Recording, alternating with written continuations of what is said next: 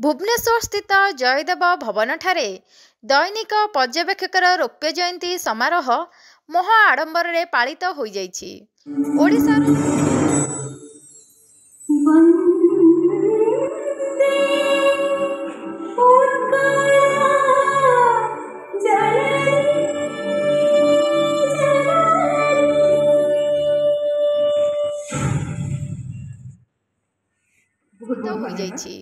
ओडिशार पूर्वतन मुख्यमंत्री और केंद्र मंत्री डॉक्टर गिरिधारी गमामंक द्वारा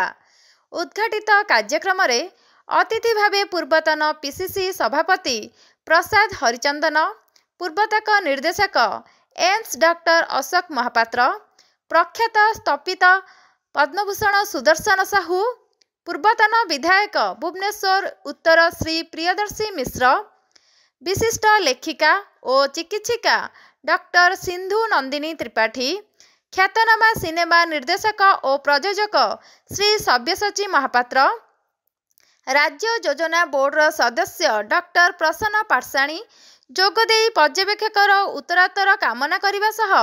ओडिशार साधारण जनतांक समस्या समाधान दिगरे प्रयास जारी रखिबा आशा व्यक्त करथिले। साधारण लोकंक सदिच्छा शुभेच्छा जोगु आमे आज चली पारिचे और आगामी दिन में निश्चित रूप से आम आहरी आगू बढ़ा आमर पर्यवेक्षक डिजिटल वेब संस्करण और आमर सहयोगी इंग्राजी दैनिक कलिंग क्रॉनिकल तार डिजिटल और वेब संस्करण और जदि प्रभु जगन्नाथ आशीर्वाद हुए आम इलेक्ट्रोनिक्स सैटेलाइट ये को भी आम आगामी दिन में चेष्टा करवा जावाई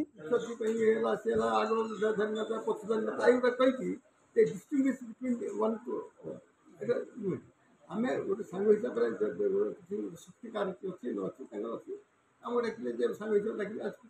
कि कौ पदवी नहीं बसे कौटी बस कहीं से गुड़ा कहीं गोटे रही पारंपरिक भाव रही कि व्यतिक्रम हवा प्रभु जगन्नाथ करते धीरे धीरे अग्रसर कर ये गोल्डेन जुबली आड़ को जाओ आम आशा करवा कारण ये गोटे निरा पदक्षेप नहीं चिंता अन्न्य पत्रिका अपेक्षा भिन्न सिद्धि पाए खबर कागज जो कोटिपति मान चलने कष्ट हो गड़ी कि कौन से पैसा जहाँ विज्ञापन तो जानी ता सत्वे पवित्र दिन सब छाड़ी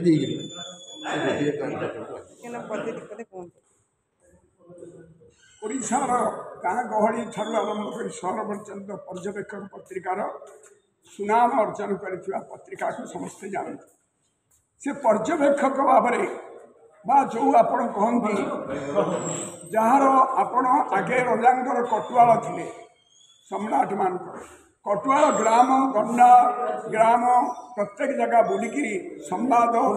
रजा को दौले रजा विचार करते किंतु आज पर्यवेक्षक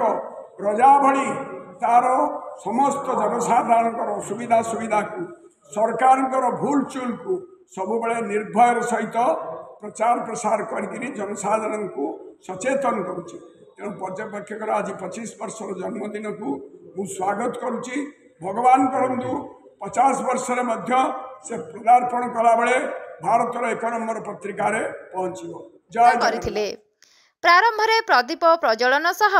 पंडित इतिकांत और पंडित दिवाकर द्वारा वेदपाठ करा जाइथिला।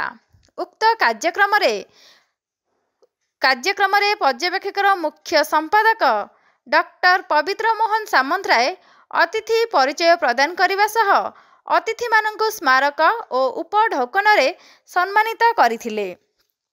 लेआउट डिजाइनर राजकिशोर दास, वेब डिजाइनर नीलकंठ जेना, संयोजक गोपीनाथ महांती, संयोजक सुब्रत साहू, युव और छात्र संगठक सत्यव्रत नायक, समाजसेवी लोकनाथ दास,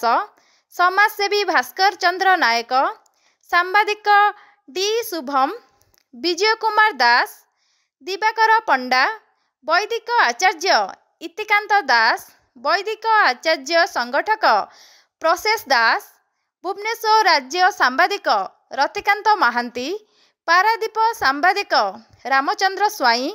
ସମ୍ବଲପୁର ଜିଲ୍ଲା ସାମ୍ବାଦିକ ସୁଧାଂଶୁ ଶେଖର ମହାରଣା, ଢେଙ୍କାନାଳ ଜିଲ୍ଲା ସାମ୍ବାଦିକ ଦିଲ୍ଲୀପ ମିଶ୍ର, ବରହମପୁର ସାମ୍ବାଦିକ ଅନନ୍ତରାମ ପ୍ରଧାନ, ବାଲେଶ୍ୱର ସାମ୍ବାଦିକ ତାପସ କୁମାର ସାହୁ, ତାଳଚେର ସାମ୍ବାଦିକ ଲଳିତ ବଲ୍ଲଭ ରାଉତ, ସ୍ତମ୍ଭାକାର ଆଦିତ୍ୟ ଚନ୍ଦ୍ର ଦାସ, ସଂଗଠକ ରଜନୀକାନ୍ତ ସାମନ୍ତରାୟ, ସାମ୍ବାଦିକ ପ୍ରଭାତ ପୃଷ୍ଟି, ଶ୍ରମିକ ସଂଗଠନ ପ୍ରଶାନ୍ତ ପାଢ଼ୀ, ସୁନୀଲ ମିଶ୍ର ବରିଷ୍ଠ ସାମ୍ବାଦିକଙ୍କୁ ଉପଢୌକନ, ସ୍ମାରକୀ ଓ ପୁଷ୍ପଗୁଚ୍ଛ ପ୍ରଦାନ କରି ସମ୍ମାନିତ କରିଥିଲେ। କାର୍ଯ୍ୟକ୍ରମକୁ ସୋନାଲି ଓ ଆଦ୍ୟଶ୍ରୀ ସଂଯୋଜନା କରିଥିବା ବେଳେ ଭୁବନେଶ୍ୱର ପ୍ରତିନିଧି ସଞ୍ଜୟ ଦାସ ଧନ୍ୟବାଦ ଅର୍ପଣ କରିଥିଲେ। ଭୁବନେଶ୍ୱରର